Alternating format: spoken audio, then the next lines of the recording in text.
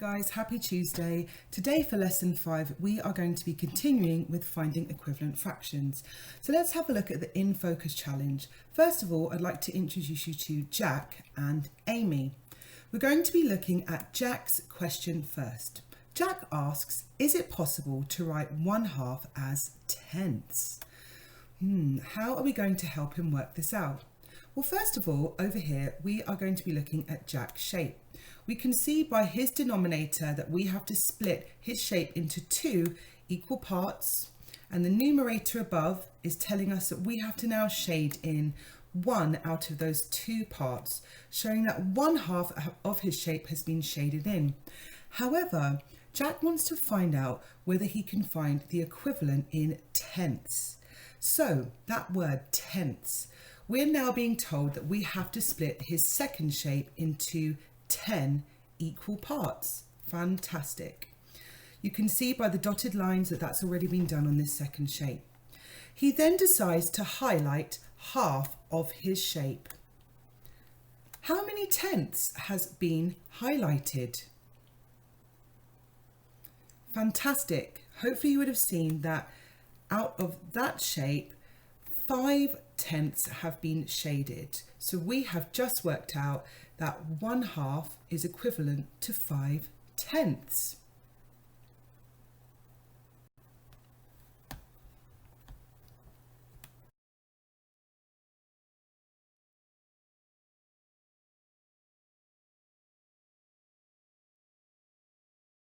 Now this second slide is basically just showing you what we've worked out on the previous slide, but almost using like a fraction number sentence. So we can see here that 1/2 is equivalent, so equal to 5 tenths. But this first question is trying to get us to work out how those numerators and denominators have changed. How can we use our times tables to help us? Well, first of all, you can see that there's a blue empty box above and a blue empty box below, and both have the operation of times tables to give us a clue. So we now have to look here at the numerators. We start off with 1 and then we go to 5. What has been multiplied to 1 to now create 5? Fantastic. 1 times 5 equals 5. So I'm filling in my numerator box up here. What about the denominators below? Can you work that out yourself? Brilliant. 2 times 5 is going to give us 10.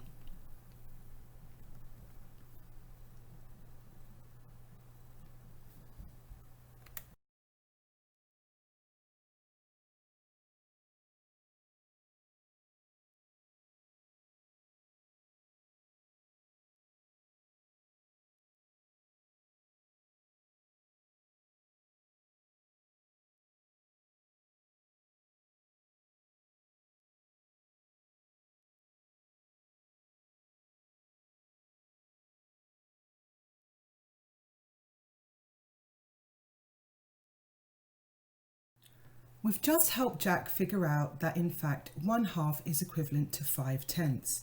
However, we are now going to be moving on to Amy's question up here.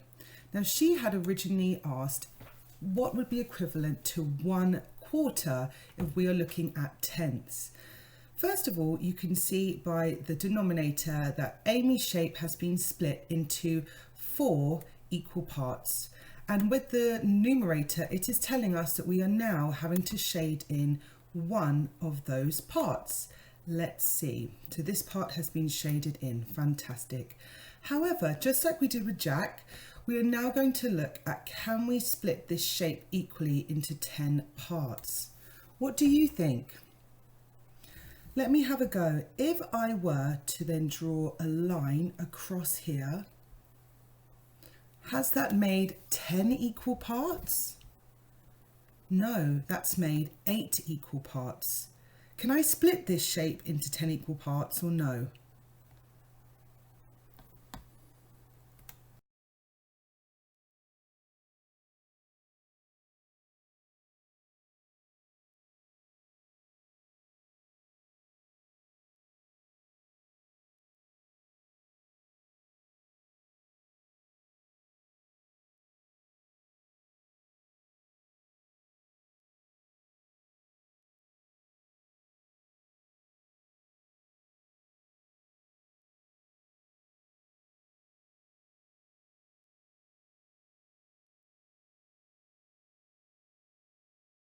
Now we've got another friend here to help because I think Amy and Jack are now having a bit of problems.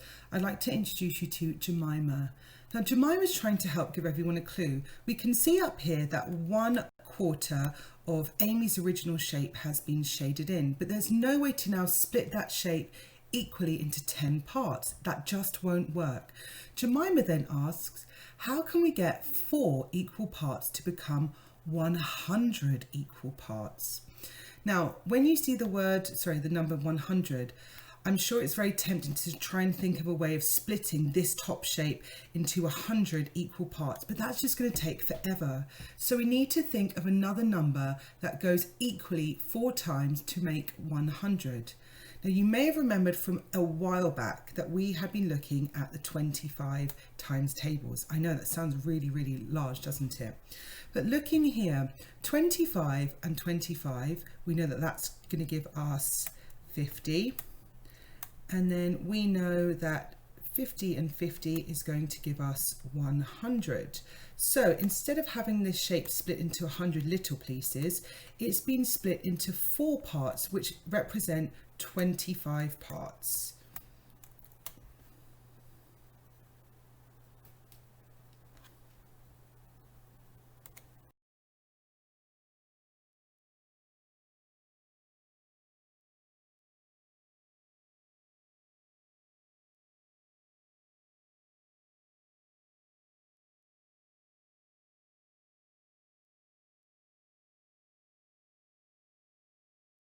After Jemima just helped Amy with the previous question, we've also got Bobby here, and he's looking at the fraction number sentence.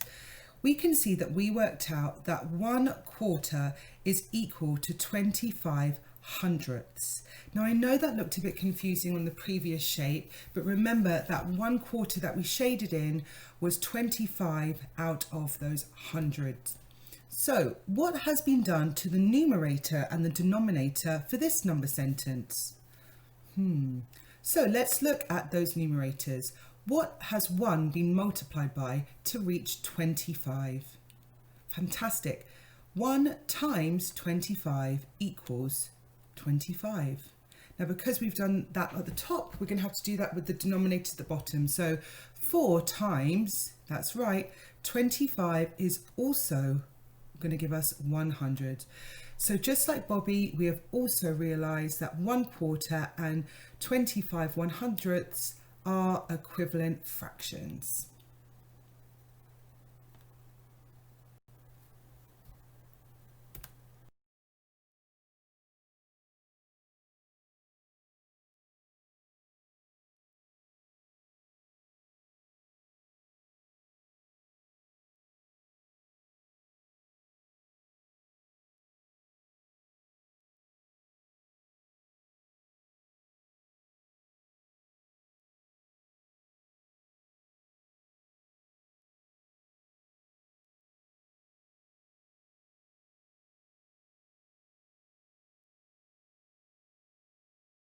Let's try some guided practice before you go off and do your independent work.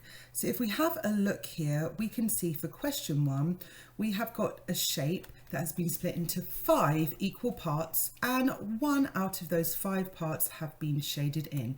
So 1/5 has been shaded in. However, we're trying to find the equivalent fraction by using tenths. So what do I need to do with this shape? Any ideas?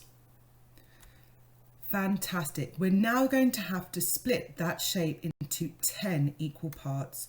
Now I'm drawing my lines here to divide all those parts equally into 10. So 1/5 is going to be equivalent to how many tenths? Can you help me? Fantastic. It's going to be equivalent to 2 tenths. Now let's have a look over here. Can you help fill out my fraction number sentence? So we know that we've got to fill in here 1/5 is equivalent to 2 tenths. What has been multiplied for the numerators and the denominators? Any ideas? Fantastic. The numerators have been multiplied by 2 as well as the denominator, because we know that 1 times 2 equals 2 and 5 times 2 equals 10.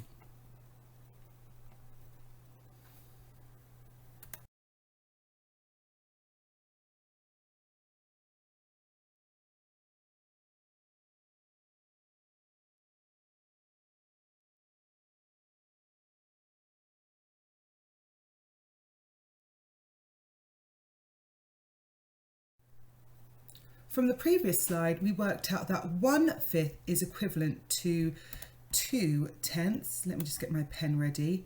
Fantastic. Can you now help me work out what 2/5 would be equivalent to in tenths?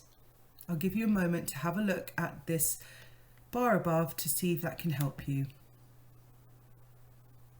Brilliant. So we know that this was originally, if we do a little partition here, we know that if we're looking at above, there's lines that have indicated that they were split into 5 equal parts, and then we added all these other lines to split them into tenths.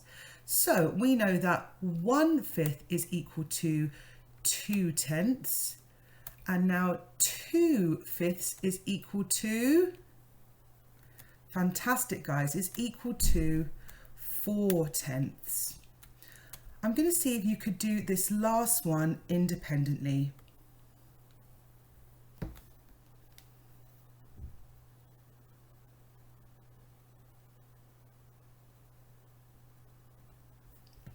going to draw a few bits here that might be able to help you.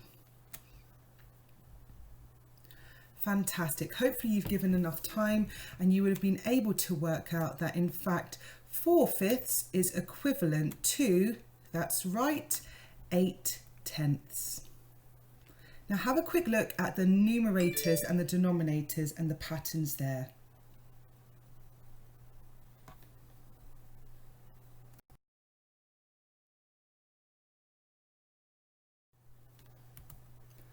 Let's have a look at this question number 2. It's quite similar to how Jemima helped Amy when we were doing our first in focus task.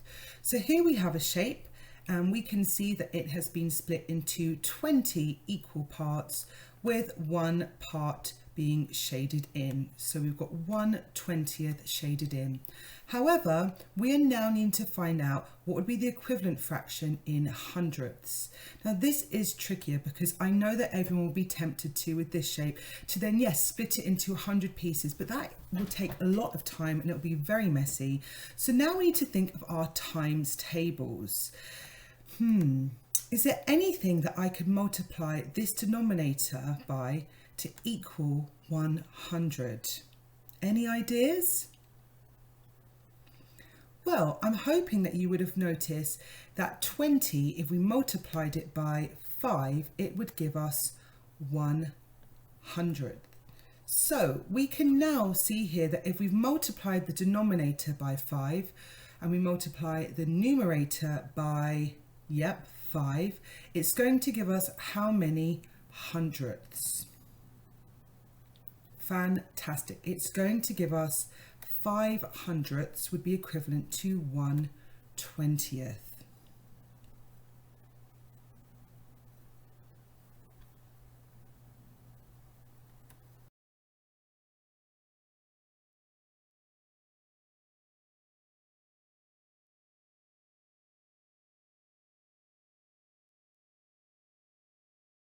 On our previous slide, we managed to work out together that in fact 1/20 is equivalent to 5 100ths. Now we looked at how the numerators and the denominators were actually multiplied by 5 to ensure that we were getting the correct answers. Could you now have a go at trying this second question? What would 3/20 be equivalent to when dealing with hundredths? Any ideas? Fantastic. It would be 15 hundredths. And we can imagine that we've done 5 100ths, 10 100ths, and 15 100ths. What about this next one? This gets tricky.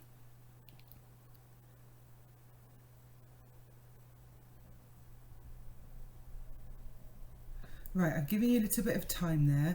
Now, how am I going to work out? I'm going to have to then think 20 times 5 we know is going to be 100. What about 19 times 5? How did you work that out? Well, if we know that 20 times 5 is going to be 100, we know that 19 times 5 is therefore going to be 5 less, and that's going to be 95 100ths. So these are all the different equivalent fractions that we've managed to work out. So well done. We've used our 5 times table